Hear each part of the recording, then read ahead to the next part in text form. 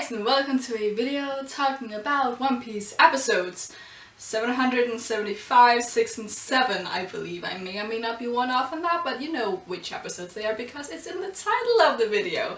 So yeah, the first episode is like irrelevant, as I said, like when I talked about the previous video I did. I was like, okay, I'm not gonna do videos on this one because it feels very fillery, which it did. I believe that the only thing of importance that we actually gained from that episode was like, oh my god, it looks like Carrot's about to do something, and she's about to give Barriete some bananas to make him shut up about it. Like, yeah, that was pretty much it. And by the end of 77, we find out that, okay, Carrot's snuck on board the Sunny. So that was kind of that only little thing, which I guess is okay to have that little hint because the readers of the manga got the hint from the color spread where we had the Whole Cake Island gang in like that weird color spread. So we got the hint from that, so it makes sense that the anime would need to incorporate something else to show that, okay, Carrot may not be about to do something that will be joining Luffy's team. But that was like the only thing that happened in that episode which I cared about. Everything else just felt like, okay, it's a quest to heal Tanisha's wound, that's fine. That's kind of like fanfic material. I don't really care too much because we're getting into the really exciting stuff, which is going to Whole Cake Island. I do appreciate doing fillers though, because it does mean that we're getting a little further away from Whole Cake Island, which means that they can pace that a little better than they paced Dressrosa, because there were very few fillers before Dressrosa. I believe there were like 2 episodes that were filler, and they paced Punk Hazard like kind of well sometimes and kind of not well other times.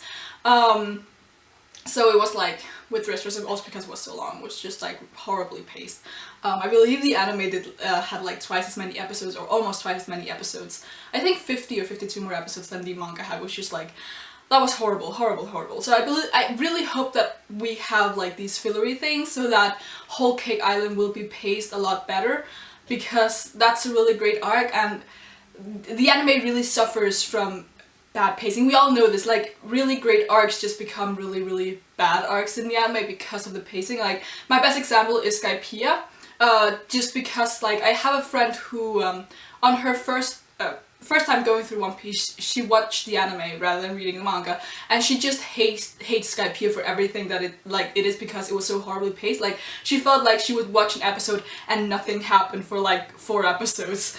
And I remember like when I read Skypiea, I was like, it was the greatest thing ever. I love Skypiea to death, and I remember being really disappointed in the Foxy arc that happened right after because it was all goofy and I wanted more of the Skypiea stuff. So it's just like, yeah, the pacing does a lot. But yeah, so I appreciate the filler episodes even though I don't really enjoy them, if that makes any sense. 76 though, I believe it is, the middle episode that I'm talking about. That was good. I had a lot of nostalgia for that episode because that was the first chapter that I did a review of. I don't think the review is on my channel anymore because I believe I deleted quite a few of my first videos, but it might be there, I don't know. But yeah, that was the first thing I ever did a review of, which was a really bad review, but it was the first thing I talked about, and I remember being really hyped about Vivi, so yeah, that was great. And we got some like information and stuff happened. Like we had the final groups, like we have the Margaret Search Party, the So group, because Momonosuke wants to stay and talk to Tanisha. We have the Wano group, and then we have the Whole Cake Island group, which obviously is the one we're gonna follow because it has Luffy in it. Like that's just how it goes. But it's really nice to have like the set groups now. Also, we have the little thing where Pedro tries to join Luffy's crew and then a lot of other people try to join as well. And it ends up just being Pedro because apparently he and Pacums, or Pacums at the very least, is uncontrollable and Pedro can't keep him on a leash. We have yet to find out what the connection between them is, and generally I'm very interested in Pacums and that by just generally his past and why he became a pirate and stuff like that. Just generally, Pacums interests me a lot, and I feel like we know nothing about him despite knowing a lot about his personality, because he's very like, not outgoing, but he's very expressive. So yeah, I really want to know more about Peckhams because he's really interesting. I want to know more about Pedro as well, but in the manga we kind of find out more about him as we go along. So Peckhams is really my interest at the moment. We also have Nami getting her, you know, her little dildo staff. I'm quite happy that it's orange and not black as I pictured it in my mind, because that looks a little more innocent than the manga version, which just... Oda must have done that intentionally, like, no, just you squeeze it and it becomes bigger and it's like, no, just, what is that? On the topic of Nami though, like, she was really cute while she was like trying it out. She had those really cute expressions, and Carrot as well in the first episode, she had those really cute expressions that I was just like, oh, that's really cute. But Nami, the middle episode was literally just me being like, why don't people ship Nami with more people? Because it's usually, oh, people ship Nami with Sanji and people ship Nami with Luffy. This episode, why don't more people ship Nami and Usopp? I used to do that for quite a long time, but now it's kind of like a side thing. I don't want to talk about ships, but I just think that their dynamics are really cute. And of course, Nami and Wanda, the girlfriends, like, their little farewell was really hard for me because it was just Wanda being like, oh, Nami, let me give you a kiss and just let's hug forever. They're really cute, like... I'm not gonna kink shame Nami for being into furry things, but no, that it's cute, okay? It's really cute. Though Wanda and Pedro though, like, that's the OTP, that's like, yes. But yeah, I really enjoyed the middle episode because it had like more or less the conclusion of So. I believe that that's actually, no, it's not the last time we see So in the future. But it's the last time Luffy's there at the very least, for now.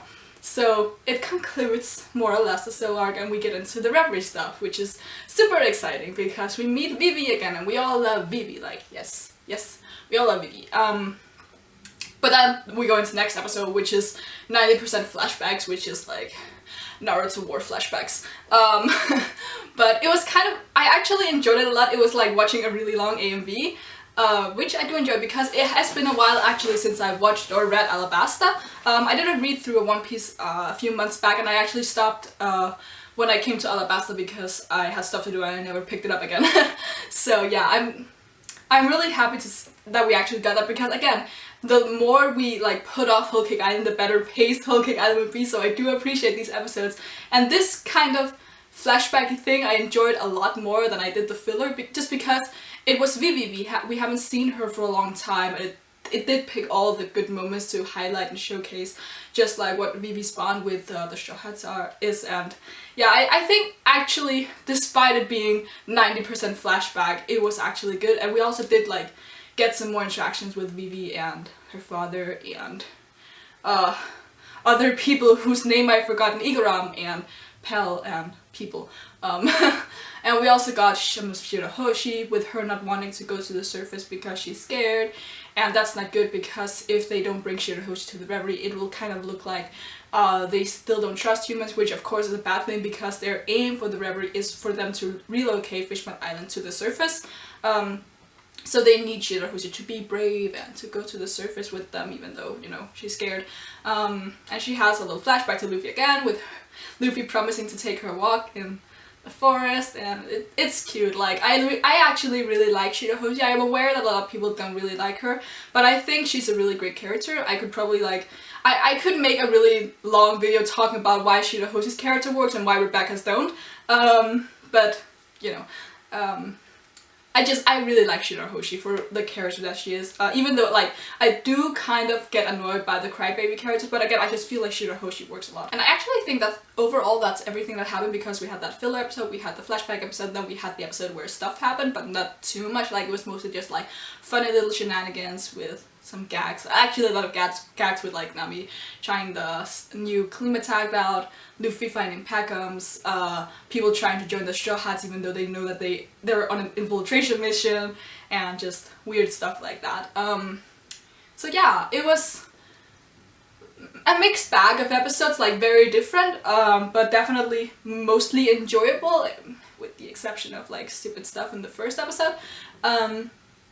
But yeah, it was nice. The animation looked quite well most of the time. Again, the girls were just like, there were instances where I just like look at Nami and I was like, why is your head so small? Like, what the heck? What happened to your head? And why are Robin's legs so long? Like, 90% of Robin's body is just her legs. What the heck happened?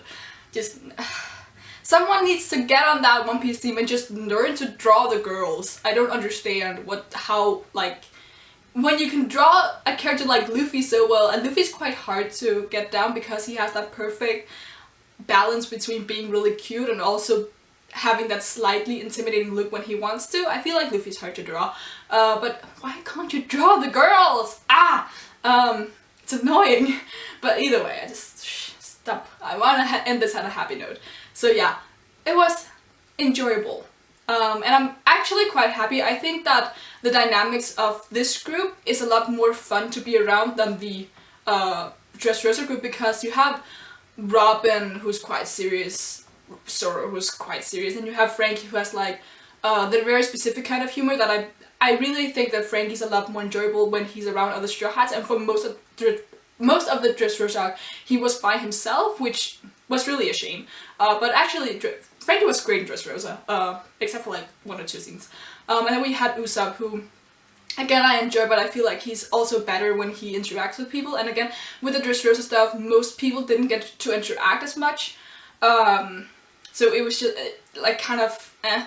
With this group that we're with here though, I feel like this works a lot better because we have obviously we have Luffy again, who always works everywhere he goes, but we have a character like Brook, who I think is one of those characters who, while he works very well when he interacts with others, he's also a character who I like to follow when he's off doing stuff by himself, which is less so with the other characters, especially with the Dressrosa group. Nami is another character I enjoy seeing by herself. I think it's not because they're better characters, just because they work better, or they work well that way. And also, of course, with having the crew split up like this, like, we have obvious dynamics that we don't get to see, like Zoro and Sanji. We haven't seen them interact in 100 years. That's just, like, that's another reason that it's quite annoying to... I don't like separating the two of them. Like, I don't like to see them together all the time because it just feeds into their ship. Ship it if you want, I don't care. But I enjoy their interactions a lot, and I especially like when they have like their arguments but agree with each other at the same time. You probably know what I'm talking about. So it's really a shame that we won't like see the whole group together for a long time. But I just really do enjoy this group a lot better. Also, as I just realized, I completely forgot to talk about other people we saw in the Reverie stuff. Like, we went to, whatever the country where, the Hapo Navy is from. I completely forgot what country that is. I mean, it's not called the Hapo Navy, so I don't know. We also have, King Stally and her and his wife Queen.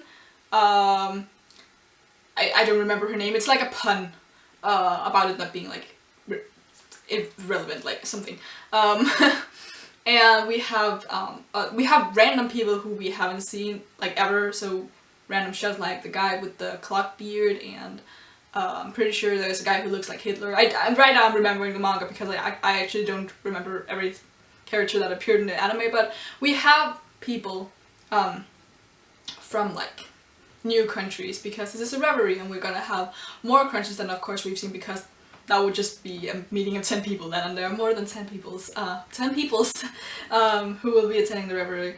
And with the the preview for next episode, we're apparently gonna see some of Sakura Kingdom, and I believe there was another kingdom, maybe? I've forgotten what happened in the preview. I just remember Koreha being there. But yeah, so we are hopefully getting some stuff. Also, we have important event that happens. I don't remember if it was revealed, so I'm not gonna spoil it. So yeah, we're gonna have a little bit of flashback, and we're gonna have some carrot, and we're gonna have some not flashback. Maybe we're probably gonna have some Chopper flashbacks. So we're gonna have some weird stuff. Again, hopefully just getting us further away from the Whole Cake Island arc, so that when the arc starts, it'll be really great. I have a feeling that we will get some filler episodes. in between like just before the whole kick Island, where it just like won't have anything to do with anything. It's just like when we had the filler episodes on Bartholomeo's crew and when Laud was there with them. Like we had those small little things in between because that it's the obvious time to do it. And again, it takes us further away because as much as we want Whole Cake Island to start, I just really want it to be done well, and the best way to just start it off strong is by starting it as late as possible. But I do believe we'll probably reach Whole Cake Island at the very least by the end of next month, at the very least, because I don't trust that they'll put it off for too long because it's the hype is starting, like really. I'm gonna end up this off now because I know I've been talking for quite some time, and I didn't mean to. I do want to keep these about 10 minutes, but I know I've been talking for at least 15 at this point. So hopefully I can cut a little bit out, but we'll see. So yeah, not hopefully, I'll probably do a video next week unless it's again 90% filler, in which case I'll put more videos together again. But I don't think, it didn't look too fillery, it just looked flashbacky.